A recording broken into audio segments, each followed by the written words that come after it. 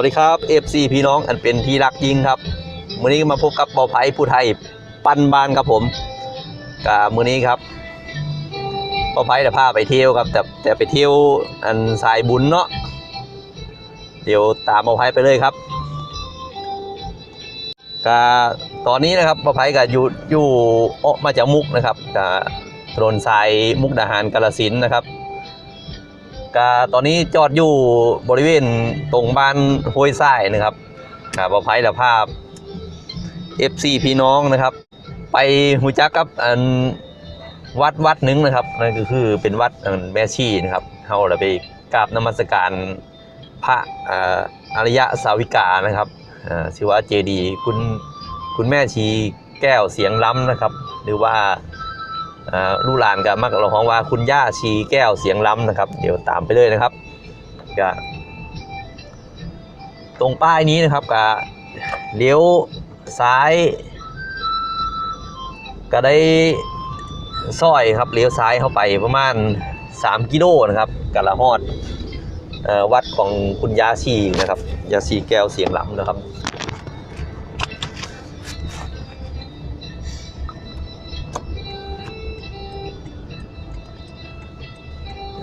ตามกันไปเลยครับ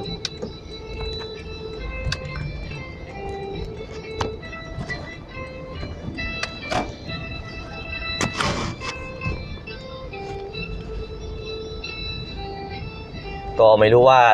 ทางโน้นเขาจะมีงานหรือเปล่านะครับหวังว่าผมจะถ่ายได้แบบสะดวกนะครับผม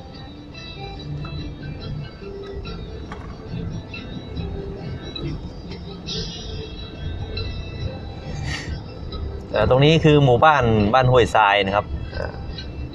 ตรงหมู่บ้านห้วยทรายนี้นะครับก็จะมีพระอริยะบุคคลหลายรูปนะครับหลายท่านนะครับที่แวะเวียนมานะครับอย่างเช่นหลวงปู่มั่นนะครับแล้วก็มีหลวงตามหาบัวนะครับแล้วก็อยู่ห่างออกไปประมาณ3 กิโลเมตรนั่นก็เป็นคือวัดป่าวิเวกพัฒนารามหรือวัดของหลวงปู่จามนั่นเองนะครับเดี๋ยวเราก็จะแวะเข้าไปนมัสการนะครับเจดีย์ของคุณย่าชีแก้วเสียงล้ำนะครับเดี๋ยวพาพี่น้องเข้าไปดูนะครับว่ามีอะไรในนั้นบ้างนะครับเดี๋ยวถึงแล้วนะครับโอ้ไม่นานไม่ถึง3 กิโลเลยโอเค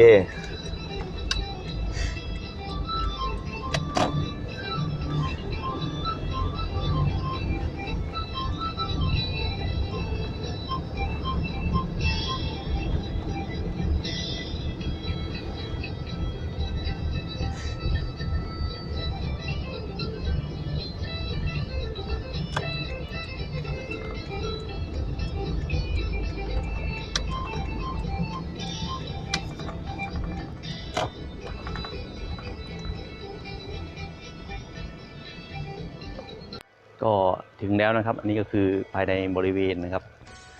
พื้นที่จอดรถลานจอดรถกว้างขวางนะครับนี่คือนะครับ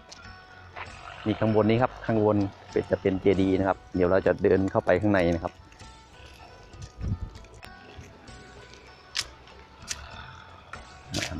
ภาพอาจจะสั่นๆหน่อยนะครับนี่ครับนี่คือประตูทางเข้าผมอาจจะถอดหมวกหน่อยหนึ่งนะครับเจดีย์ศรีรัตนนุสรณ์ครับคุณแม่ชีแก้วเสียงล้ำนะครับเดี๋ยวเดินเข้าไปเลยนะครับผมไม่ได้มานานแล้วนะครับ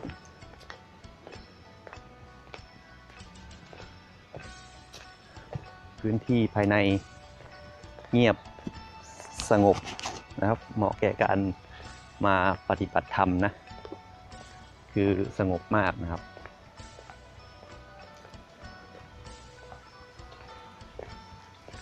เดี๋ยวตรงนี้เลย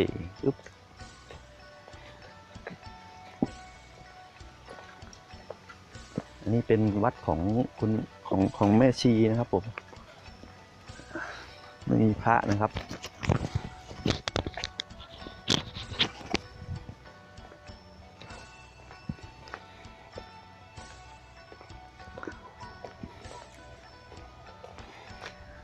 ต รงนี้คือเจดีย์นะครับเจดีย์ของ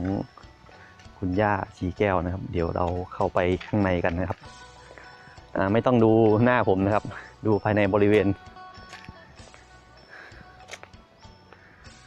โดยรอบนะครับ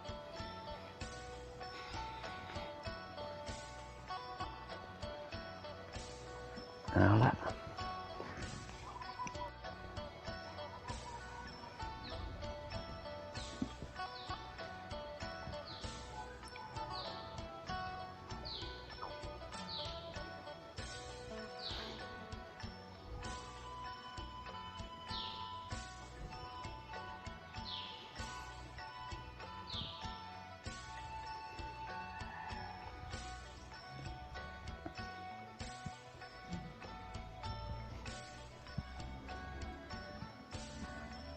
เดี๋ยวมากราบรูปปั้นรูปเหมือนองค์ท่านนะครับ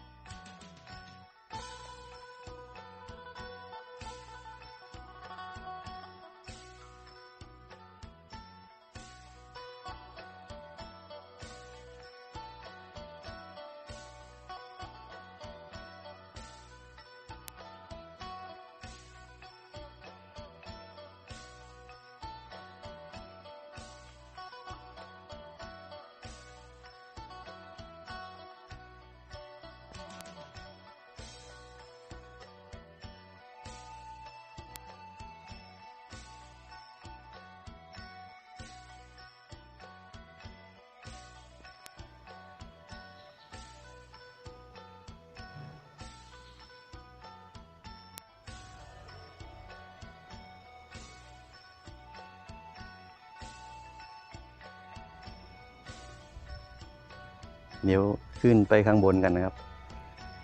บนเจดีย์นะครับก็จะไปดูอัฐิพระธาตุของท่านนะครับ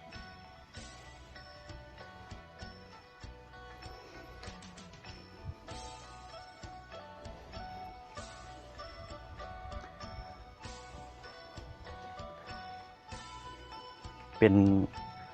เจดีย์ของพระอริยบุคคลนะครับก็คือคำว่าอริยบุคคลก็คือบุคคลผู้ประเสริฐนะครับผมเมื่อท่านฝึกจิตท่านดีแล้วนะครับก็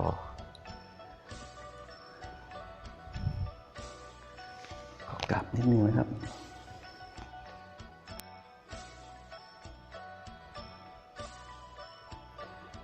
นี่คือรูปปั้นเหมือนขององค์ท่านนะครับเดี๋ยวเราจะเข้าไปดูอัฐิพระธาตุของท่านนะครับตรงนี้ครับ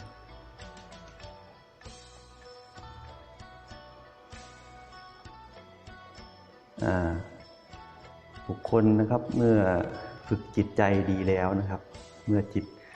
อย่างที่เขาว่าจิตเป็นนายกายเป็นบ่าวนะครับผมก็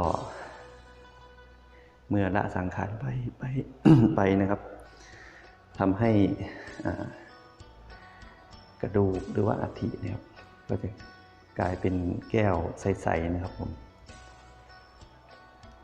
ก็จะไม่เหมือนคนธรรมดานะครับนี่คือของพระอริยบุคคลนะครับผมบุคคลผู้ประเสริฐอย่างพวกเราก็เป็นคือปุถุชนนะครับปุถุชนอันนี้คือภายในบริเวณโดยรอบนะครับก็จะดูเงียบสงบสงัดนะครับเหมาะแก่การมาปฏิบัติธรรมเนาะตรงนี้เป็นทางเดินนะครับทางเดินวนรอบนะครับวน3 รอบใช่ไหมผมจะพูดไปด้วยนะอริยบุคคลนะครับก็คือบุคคลผู้ประเสริฐที่ฝึกจิตใจดีแล้วนะครับควรแก่การกราบไหว้นะครับบูชาก็เปรียบเหมือน ไม่เหมือนปุถุชนนะครับปุถุชนก็คือเราธรรมดานี่แหละก็เปรียบเหมือนยังไงล่ะสุภาพชนหรือว่าสุภาพบุรุษนะครับก็คือไม่เบียดเบียนผู้อื่นนะครับก็คือเป็นบุคคลที่ไม่เป็นพิษเป็นภัยกับบุคคลอื่นนะครับทั้งบุคคลอื่นและของตัวเองด้วยนะครับแต่ท่านก็ยังฝึกปฏิบัตินะครับขัดเกลาจิตใจนะครับจนละแล้วซึ่งกิเลสนะครับก็จนกระดูกหรือว่าอัฐินะครับเป็นสะอาดนะครับไม่เหมือนพวกเรานะครับครับวันนี้ก็พามาชมเจดีย์ของอริยะบุคคลนะครับผมก็บรรยายได้พอประมาณแค่นี้นะครับเพราะว่าผมก็เป็นปุถุชนครับก็ใช้คำศัพท์ของเขาเรียกว่าอะไรพระสงฆ์ก็มันไม่ถูกเท่าไหร่ครับก็ได้ประมาณนี้นะครับยังไงก็ถ้าผิดพลาดประการใดก็ขออภัยไว้ณที่นี้ด้วยนะครับก็เป็นคลิปสั้นๆเล็กๆน้อยๆนะครับเผื่อ FC พี่น้องท่านใดไม่เคยเห็นนะครับก็พามาดูกันครับอันนี้คือแม่ชีแก้วนะครับท่านเป็นลูกศิษย์ของหลวงปู่มั่นนะครับแล้วก็หลวงตามหาบัวนะครับผมส่วนคลิปนี้ก็ขอจบลงเพียงเท่านี้นะครับผมขอบคุณที่รับชมนะครับอย่าลืมกด Subscribe กดไลค์กดแชร์ให้กับบ่าวไพผู้ใดปั้นบ้านด้วยนะครับขอบคุณครับ